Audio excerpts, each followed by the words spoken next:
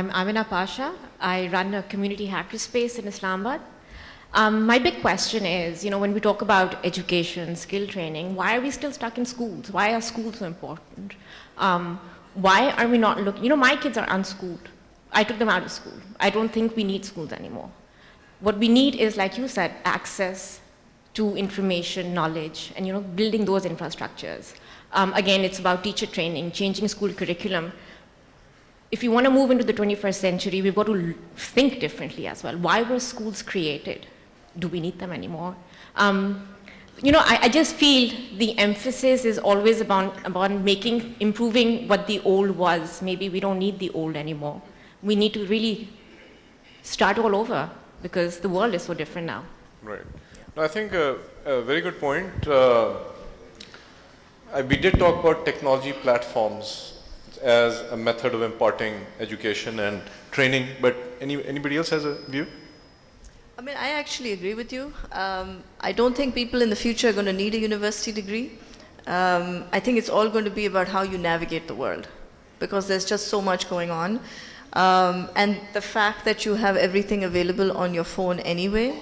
For me, kids should be taught how do you, look at financial accounts. How do you balance a budget? How do you, deal with limited resources? And these are things that are never taught in schools. Instead, we're just taught in the same zone again and again. And I'm not sure that skill set will be relevant 20 years from now. So I agree with you. I think the university degrees will be passé very soon. Okay, next question, please. My name is Arshad Akif. I work with ASK Development. My question is, when we talk about female participation, skilling our workforce and literacy, the challenge is upscaling because the numbers are so huge. So many initiatives are already in practice in field, but yet we are not reaching to the target. And my question to the panel is, do we have any models or experiences in other countries like Pakistan where they met the challenge of numbers with a certain period of time? Usually we look towards the government or public sector to respond to these challenges. But we know our government have limited financial resources. So can we ask our corporate sector and development sector join hands with government to respond to these challenges? Thank you. Go ahead. Yeah. So I think, yes, when we talk about many different countries, we should realize that the kind of population that we have, the documented 208 million and Purush said 220 million, this is like the entire size of almost Middle East and North Africa. So the kind of challenges that we have, it is not easy to handle. However, you are right that government, of course, doesn't alone has enough resources. The private sector needs to participate. And this is what private sector is doing, people in their individual capacities or working with charities, etc., many other things. There is a program that has started of adopting government schools in order to sort of skill. And there are a couple of schools that different NGOs, different organizations, they've adopted in Islamabad and in other countries as well. I was talking to somebody who has adopted about 13 schools across different sort of parts of the country and in rural areas as well. They are trying to manage sort of the schools, the same kind of infrastructure, the students coming in, they are obviously the children who were already enrolled, but they are trying to sort of do their bit. Technology, of course, is going to be extremely useful in order to skill, and I think those are the things that we need to look at. There are initiatives being undertaken in Pakistan, but I think parallelly the private sector as well as the not-for-profit sector has to do more and will continue to do more. And just briefly on sort of Amna's point with regards to sort of taking children out of school and sort of doing teaching them yourselves. We need to also understand the reality in Pakistan. We have different education systems. The availability of information and resources, it is not level playing field for everyone. I mean, there are people in this country in far-flung areas, in the mountainous regions, in Balochistan, villages, etc., who don't even have an access to, for them, the map of Pakistan may be very different as well. I mean, they would probably see that, okay, is this how people live in this country? These are the kind of skills. We are really, really privileged, a lot of us.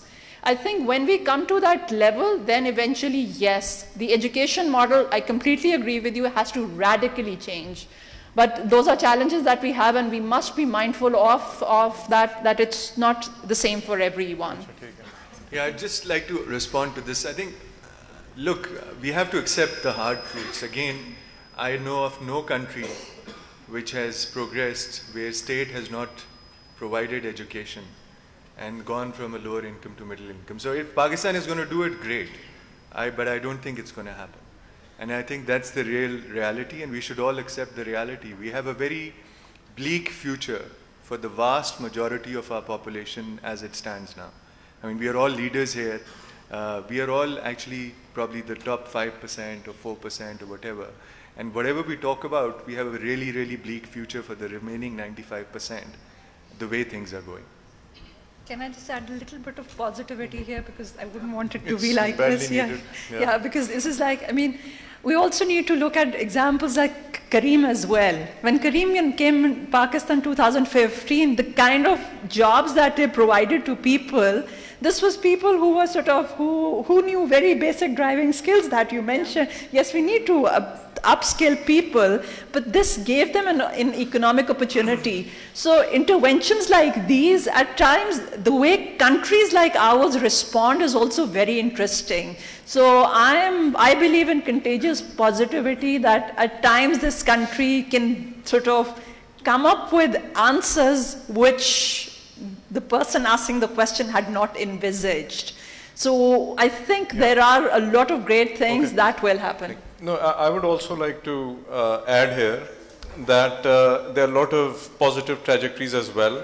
Sarim, you mentioned about USF government funding. There's also Ignite, which I'm associated with these days, which is ignite.org.pk. And what we found was that as other incubators, Janara is sitting here with Nest.io and there's Plan 9 have found as well, that there's a lot of capacity in this country to solve local problems themselves, rather than importing solutions from overseas. So for example, we have set up 5 incubators in 1 year, 3 months. They have over 200 startups now. We funded about 40 startups, and many of them are using 4th industrial revolution technologies to solve problems which are beginning to scale right now in energy, in retail, in health, in education, in finance, in telecom. For example, one example that we like to quote out of our incubator system is Park Vitae, which has filed 7 international patents in nanotechnology, and it uses this nanotech filter to filter water, even gutter water, but so cheaply that poor people can afford it. And they just raised $22 million, and 1 million Pakistanis are going to be drinking clean drinking water on a regular basis for the first time in their lives by the end of next year. And dirty water is one of the major reasons of malnutrition, for example. Or we have in Peshawar, we have Electrocure, which uses artificial intelligence and Internet of Things to prevent 90% of electricity transmission line losses and theft, much better than imported digital meters and smart meters, and it's being rolled out. So I think alongside the current picture, which may appear bleak at times, there's a lot of capacity, and I'm not talking about potential, I'm talking about people solving problems at scale today, right? So we have 2 questions, sorry, at the back. So just to add to what you have said, that I firmly believe that Pakistan is a land full of opportunities. The issue actually has been that we have miserably failed in documenting our success stories. We have miserably failed in identifying our heroes. I'll just quote you a recent example from our group. So one of the landmark achievements made recently, a week back, was Engrothar coal and Engrothar mining. So this is one power project where nobody had believed in. So we have indigenously explorated this coal and we have produced electricity from this. This is just one block with 5 billion tons of reserve. The entire Thar has 178 billion of reserve, just to give you a perspective. Thank you. Yep. Yes, please.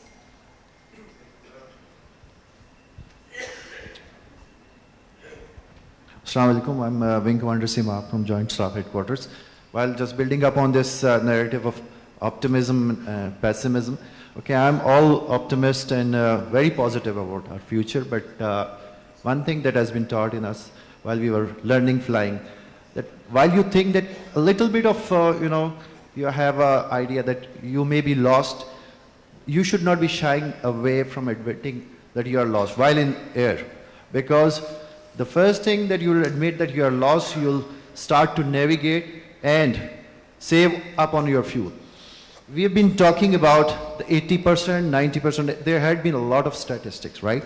So all of us admit that 80% of the people do not have access to good education, not just good education, but good grooming, that we all, at least 2% here, we have been privileged to have that. That's why we've become brilliant minds, mashallah. It feels so good to be in the company of all these brilliant minds. We have identified that there's a problem of access and upscaling the models that have proved successful. Like you've talked about one village, there another model and a platform, all that. So I had an idea or suggestion that there are many people from corporate sector are here. We have representatives from government, and we have very well-educated people around.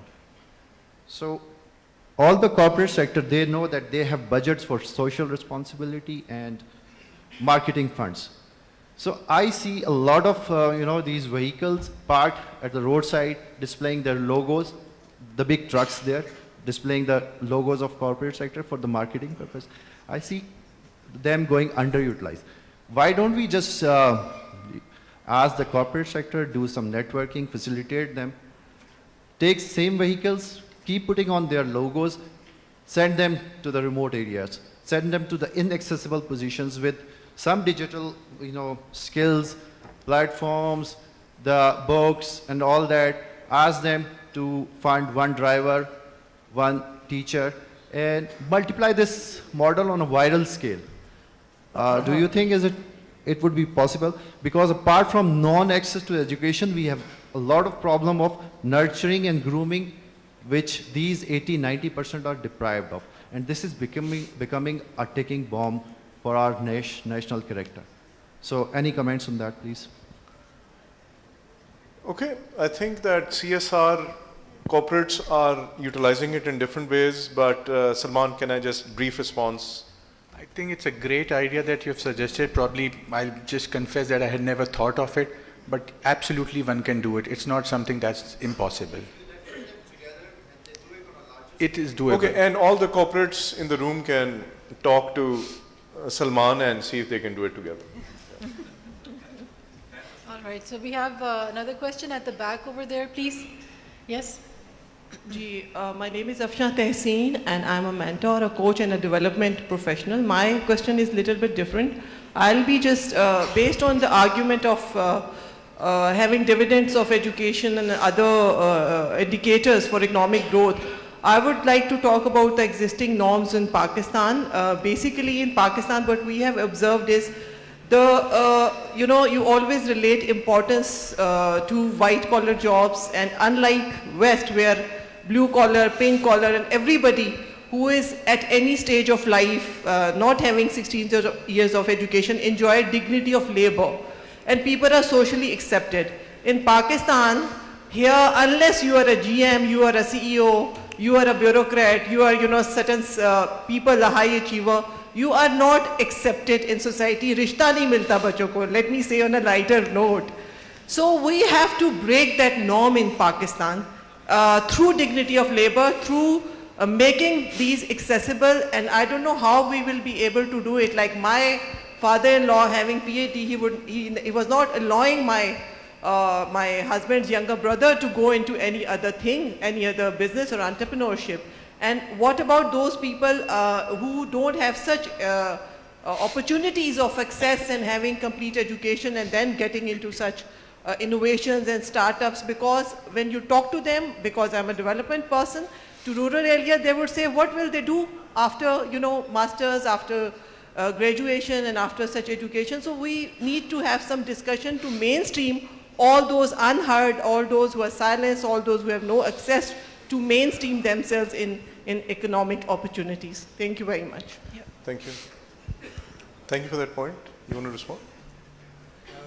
Yeah, so I think I totally agree with you that we do have a system which discriminates. It's probably a cultural thing that has to change, because when we go out and we are interacting with the same people of the same working classes, we are behaving totally differently. But when we are doing that in our own country, we behave totally differently.